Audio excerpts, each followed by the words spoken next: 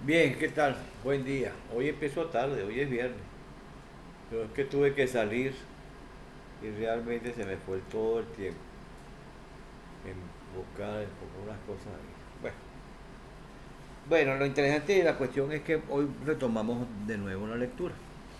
Esta lectura realmente de sabiduría, que como ya dijimos, aparentemente la escribió Salomón en griego, es importantísima y nos va a decir unas cosas que nosotros muchas veces creemos que es nuevo, que pensamos, porque nosotros hemos pensado muchas veces que nuestra vida pues esta, la que tenemos, que vivimos aquí en el cuerpo, o sea que tenemos un cuerpo, y entonces nosotros creemos que el cuerpo es la vida, que es lo importante, es lo más interesante, es lo que se manifiesta el cuerpo, y le damos, vamos, nos deslumbramos por el cuerpo en sí, o por que somos inteligentes, pero siempre la buscamos, nos definimos con el cuerpo.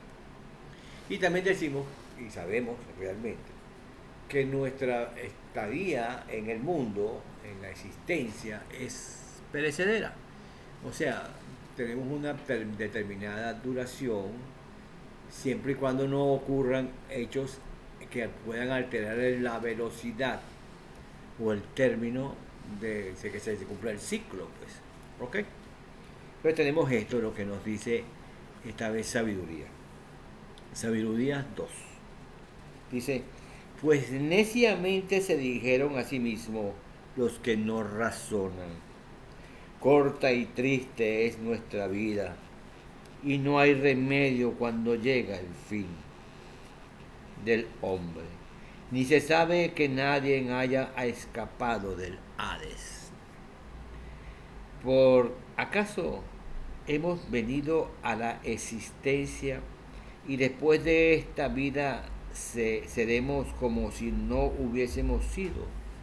Porque humo es nuestro aliento y el pensamiento una centella de latidos de nuestro corazón. Extinguido este, el cuerpo se vuelve ceniza y el espíritu se disipa como tenue aire. Ahí vamos. El espíritu, fíjense, todo el tiempo mucha gente se pregunta dónde está el espíritu, qué será el espíritu, dónde, que nadie lo encuentra, dicen que pesa tantos gramos, que no sé qué más. X.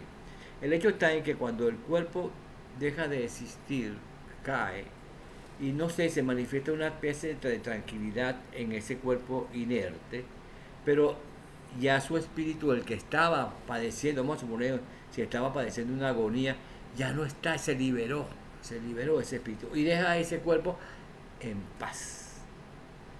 Y ese espíritu se va al aire. ¿Por qué? Porque ese espíritu es energía vital. Ese espíritu estaba dentro de ese cuerpo, dentro de un cuerpo, habitando un cuerpo, pero estaba sufriendo quizás porque había una enfermedad o cualquier otra cosa. Y al liberarse cambia, el cuerpo baja, no sé, hay una especie de, de, de tranquilidad, algún fenómeno que hace que el cuerpo cambie.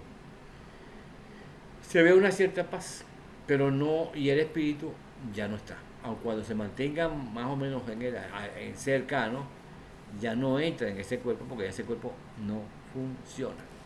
Bien, entonces dice, nuestro nombre caerá en el olvido con el tiempo, y eso es muy cierto. Y nadie tendrá memoria de nuestras obras, y pasará nuestra vida como un rastro de nube, y se disipará como niebla herida por los rayos del sol, que a su calor se desvanece. O sea, en cierto momento nosotros quedamos ya olvidados. O sea, una vez que la persona fallece, termina su ciclo, quizás en un momento dado, un tiempo determinado, se mantiene la creencia, o sea, el pensamiento, el recordatorio, pero posteriormente eso se va disipando, disipando hasta que ya no queda ningún tipo de pensamiento inmediato, pues, o sea, intermitente, pues.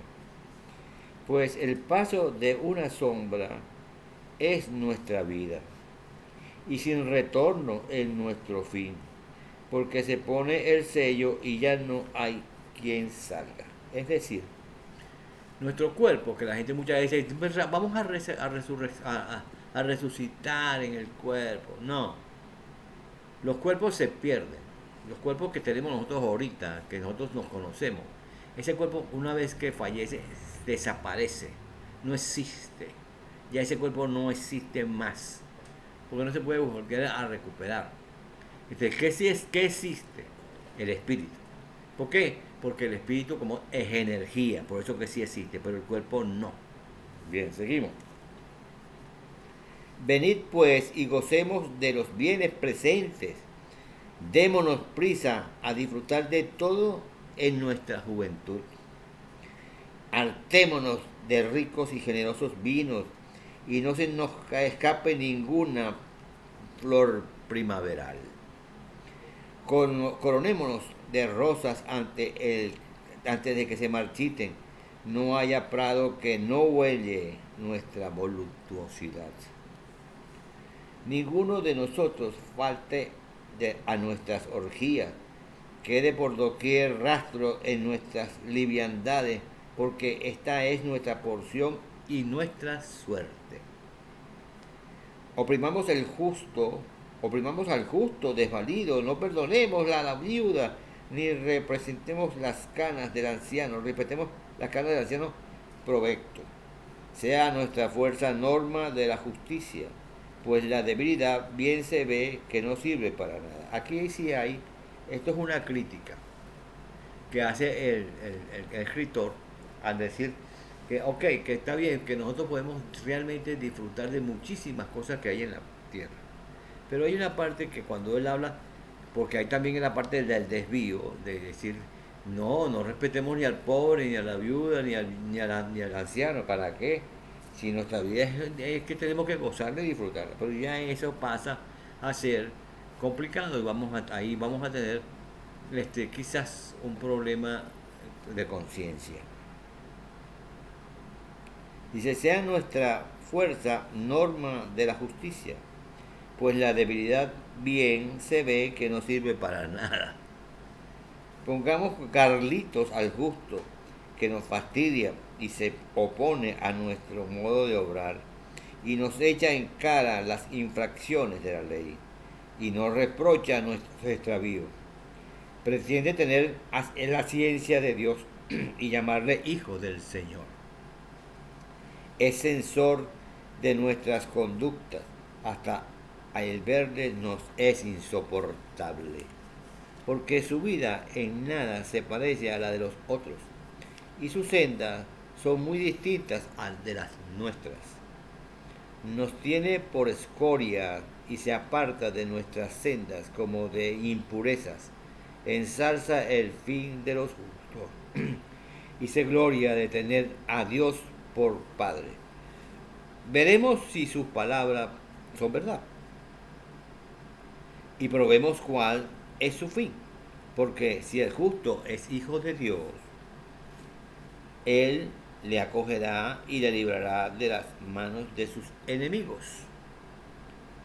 En cierta forma, cuando esto está planteado, eso lo oyó Jesucristo cuando estaba en la cruz, que le dijo digamos, el que estaba, uno de los dos malhechores, no el malo, no el bueno, sino el malo, que le dijo, bueno, sí, pero si tú eres hijo de Dios, ¿por qué no te quitas esta?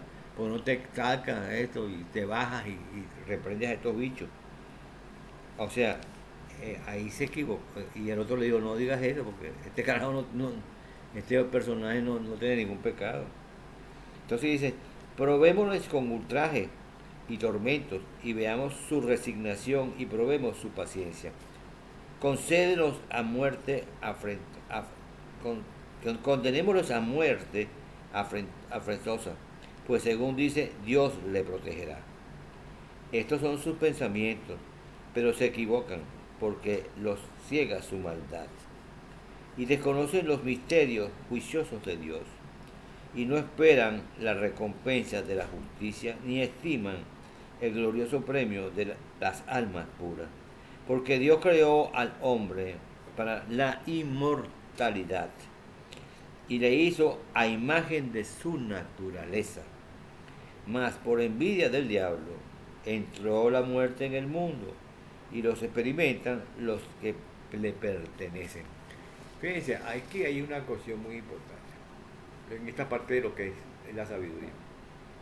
Expone primero una serie de cosas que son aparentemente extrañas, quizás engañosas, de seguir una senda medio complicada y tal y que sí. Pero y en esta parte, cuando aquí en este momento no había sucedido la pasión de Cristo, ni Cristo había nacido, en cierta forma se hace referencia de Jesucristo, de su pasión, o sea, de esa injusticia que se hizo con él, en que lo condenaron a muerte, su cuerpo, lo condenan a muerte, a sufrir una agonía terrible, y en esa agonía terrible lo comparan con dos delincuentes, uno al lado de otro.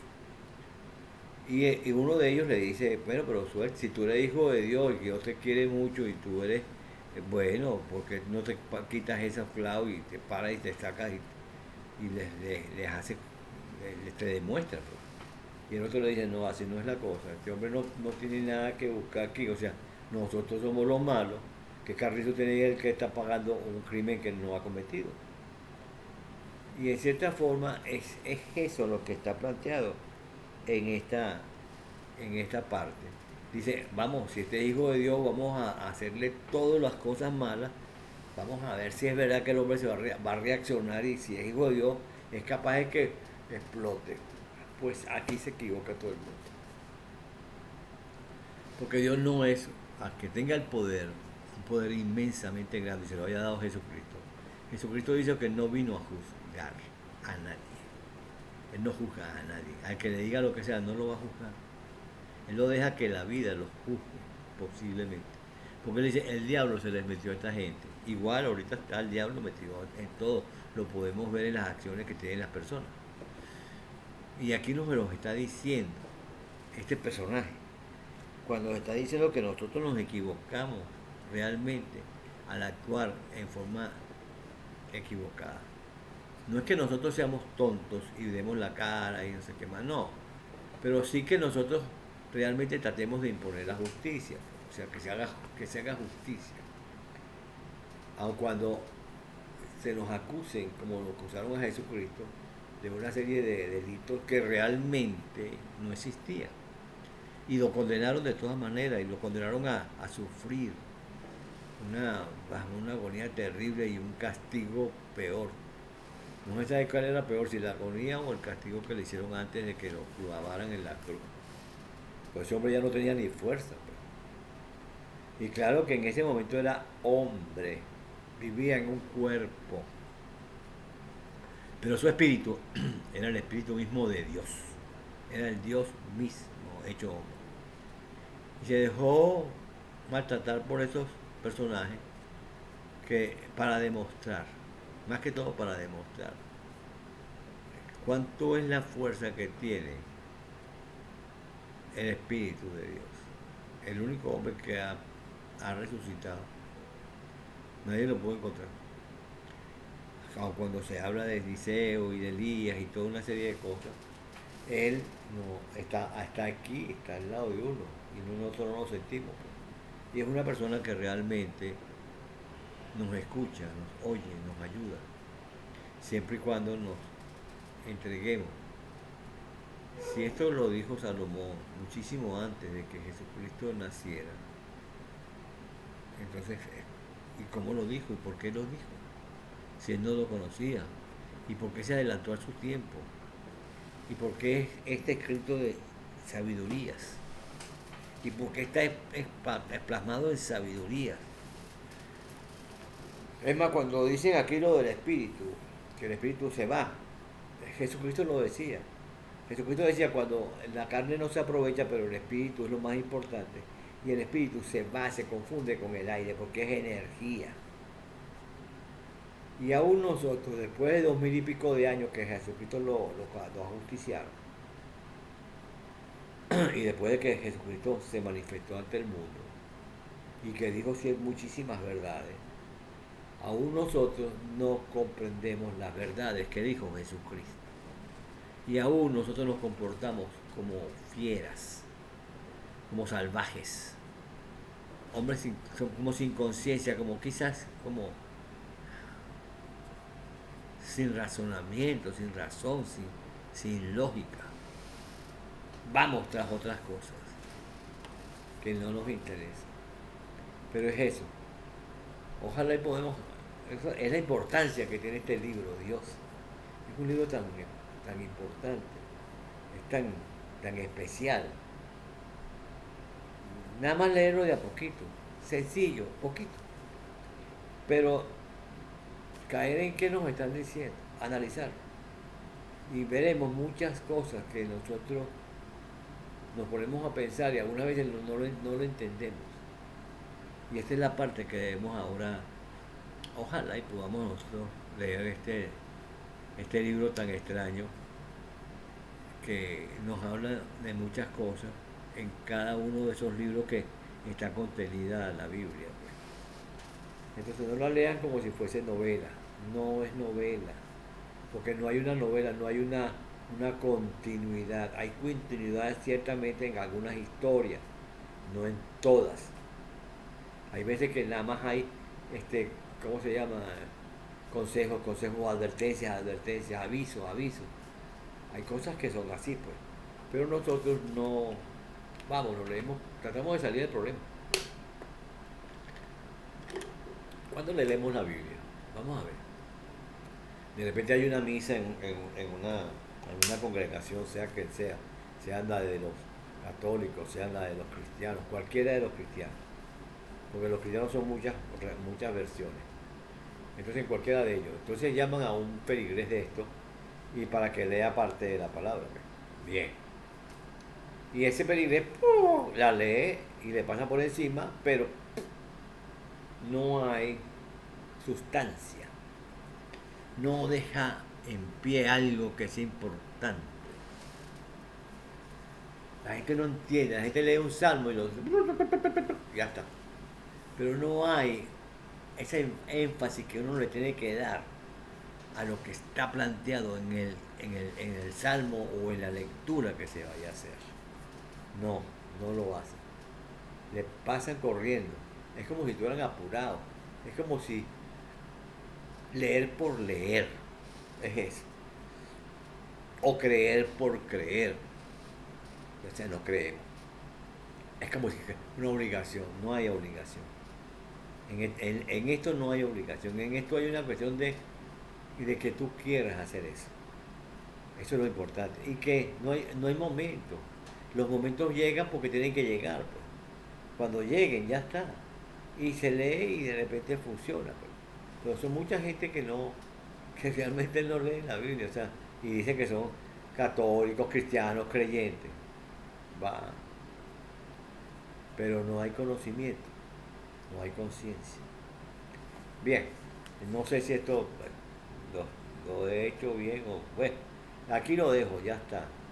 Que tengan un buen día, bien chévere y que perdonen que yo no haya podido hacer esto temprano porque realmente estaba ocupado con otra cosa. Pásenla bien y sean felices. Chao.